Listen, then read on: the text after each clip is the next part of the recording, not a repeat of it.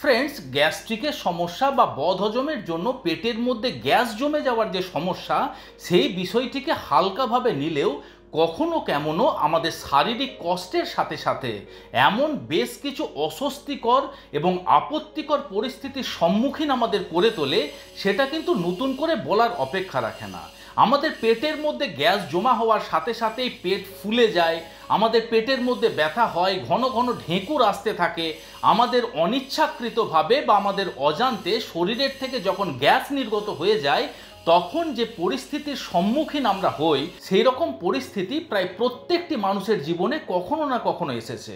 আমরা প্রতিনিয়ত এমন বেশ কিছু মানুষদের সাথে কথা বলি, তারা বলে যে আমরা কোনো খাবার খাওয়ার সাথে সাথেই পেট ফুলে যায়, পেটের মধ্যে প্রচুর পরিমাণে গ্যাস হয়, ঢেঁকুর আসে, ঘন ঘন গ্যাস পাস হতে থাকে।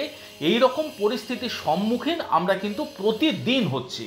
এবং সেই সমস্ত মানুষরা বলেন জেলুসিল, প্যান40, ডায়াভল এইরকম ধরনের বিভিন্ন প্রকারের গ্যাস বা অ্যাসিডিটির ওষুধ খেতে খেতে তারা হয়রান হয়ে তারা হাল ছেড়ে আজ বসে আছেন।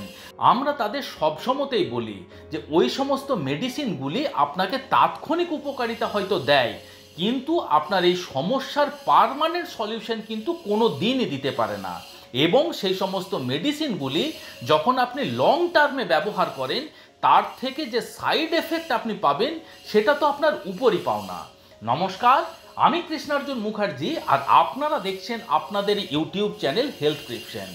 আজকের ভিডিওতে আপনাদের সাথে এমন একটি ঘরোয়া টোটকা নিয়ে আলোচনা করব, যে টোটকার প্রত্যেকটি উপাদান আপনার রান্নাঘরেই বর্তমান থাকে, যে টোটকা ব্যবহার করলে মাত্র 5 মিনিটের মধ্যে আপনার পেটের মধ্যে জমে থাকা সমস্ত গ্যাস শরীরের বাইরে বেরিয়ে যাবে।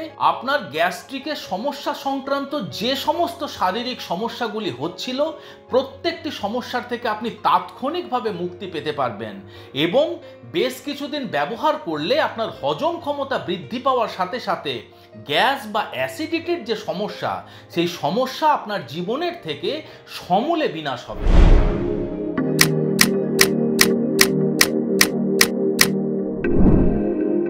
দেখুন, সচরাচর আমরা মনে করি বেশি বেশি তেল মশলা জাতীয় খাবার বা ভাজা পোড়া জাতীয় খাবার খেলে সেটি আমাদের হজমের সমস্যার সৃষ্টি করে এবং পেটের মধ্যে প্রচুর পরিমাণে গ্যাস ফর্ম হয়। দেখুন, আপনার পেটের মধ্যে প্রচুর পরিমাণে গ্যাস ফর্ম হওয়ার এইগুলি একটি কারণ অবশ্যই, কিন্তু এই সমস্ত কারণ ছাড়াও আরও এমন বেশ কিছু কারণ রয়েছে যেগুলি হয়তো আমরা কখনো ভেবেও দেখি না।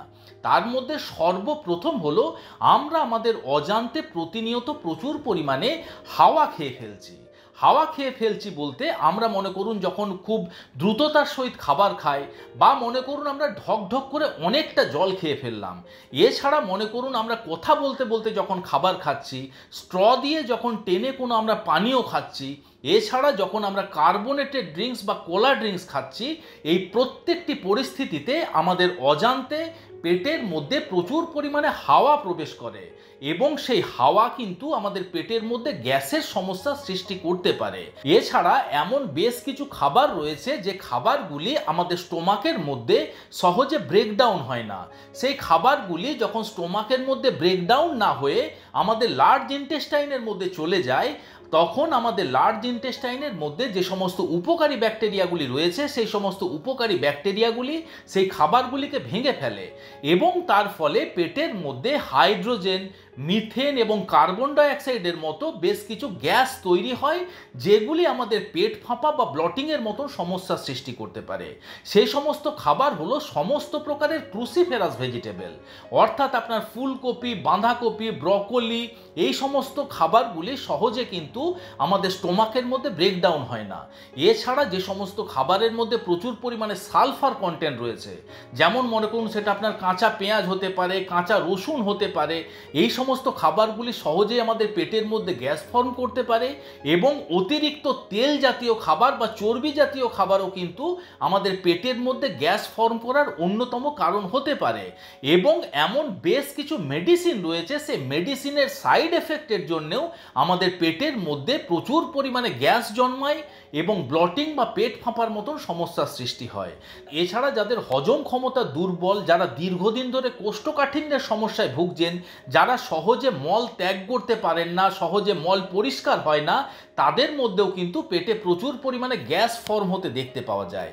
তাই আপনি যদি দীর্ঘদিন ধরে বা প্রতিনিয়ত ব্লটিং বা পেট ফাঁপা বা গ্যাস্ট্রিকের সমস্যার শিকার আপনি রয়েছেন, তাহলে এই বিষয়গুলি আপনাকে অবশ্যই মনে রাখতে হবে। এতক্ষণ তো আমরা জানলাম যে আপনার পেটের মধ্যে গ্যাস জমার সম্ভাব্য কারণ কি কি রয়েছে। এখন আমরা সেই ঘরোয়া টোটকার বিষয়ে জেনে নিই, যে ঘরোয়া টোটকাটি আপনার এই গ্যাস্ট্রিক বা ব্লটিংয়ের সমস্যার ইনস্ট্যান্ট এবং পার্মানেন্ট সলিউশন দিতে সক্ষম। এই টোটকা তৈরি করার জন্য যে সমস্ত উপাদানগুলি আমাদের প্রয়োজন হবে সেগুলি হলো 1 চামচ পরিমাণে গোটা জিরা বা কিউমিন সিডস, 1 চামচ পরিমাণে ফেনেল সিডস বা মৌরি, 1 চামচ পরিমাণে জোয়ান বা ক্যারাম সিডস। আমাদের প্রয়োজন হবে 1 চামচ পরিমাণে গ্রেটেড আদা এবং 1 পিঞ্চ বা 1 চুটকি হিং বা অ্যাসাফোটিডা।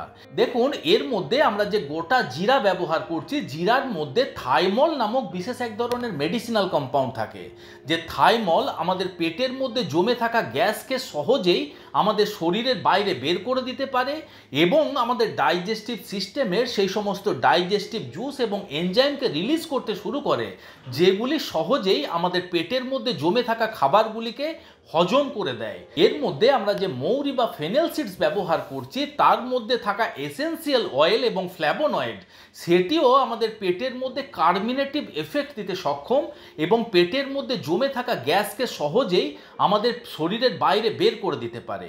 এটি আমাদের পেটের মধ্যে একটি কুলিং এফেক্ট দিতে পারে, আমাদের পেটকে শান্ত রাখতে সাহায্য করতে পারে। তার সাথে সাথে এটি আমাদের শরীরের মধ্যে বাইল বা পিত্তরসের প্রোডাকশনকে বাড়িয়ে দেয়, যে বাইল রিলিজ হওয়ার সাথে সাথে আমরা যে সমস্ত তৈলাক্ত জাতীয় খাবার বা অতিরিক্ত প্রোটিন জাতীয় খাবার খেয়েছি সেগুলি সহজে ব্রেকডাউন হয়ে যায় এবং হজম হয়ে যায়, যেটি আমাদের হজম ক্ষমতা বৃদ্ধিতেও অত্যন্ত সাহায্য করতে পারে।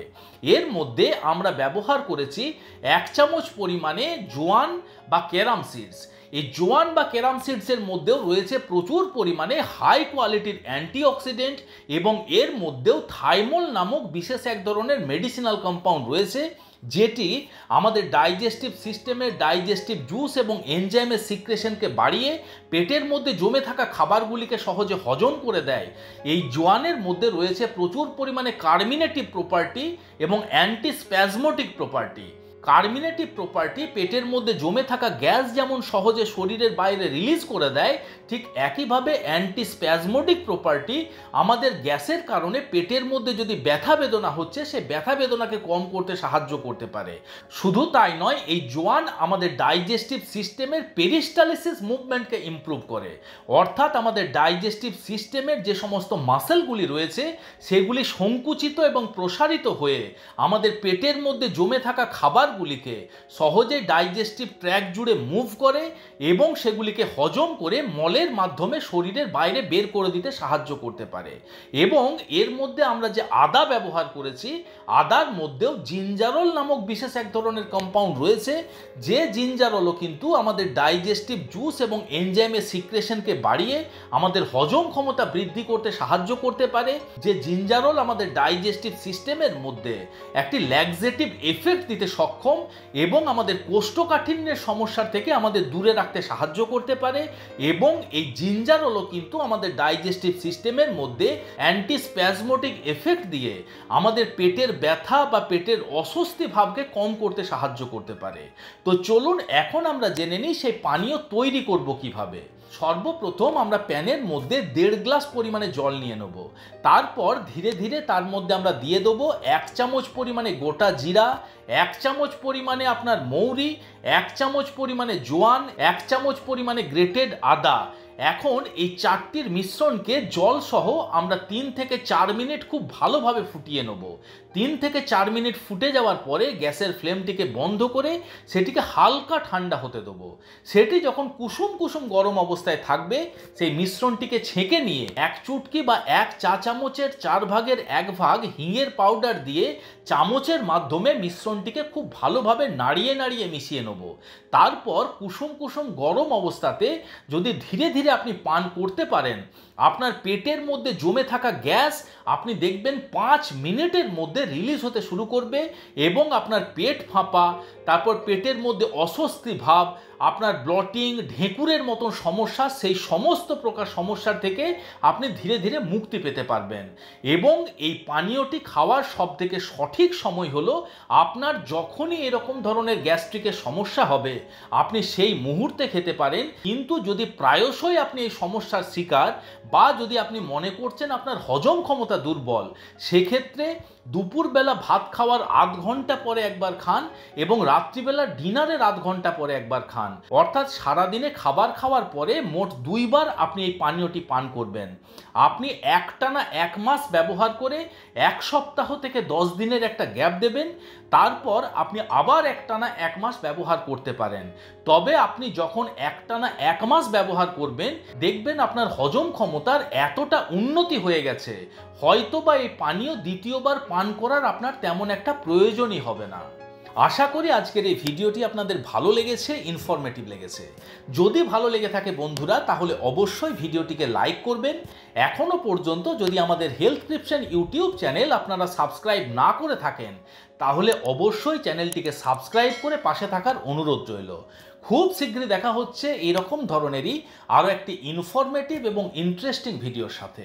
ততক্ষণ নিজেদের খেয়াল রাখবেন। আপনাদের সুস্থতা এবং দীর্ঘায়ু কামনা করছি।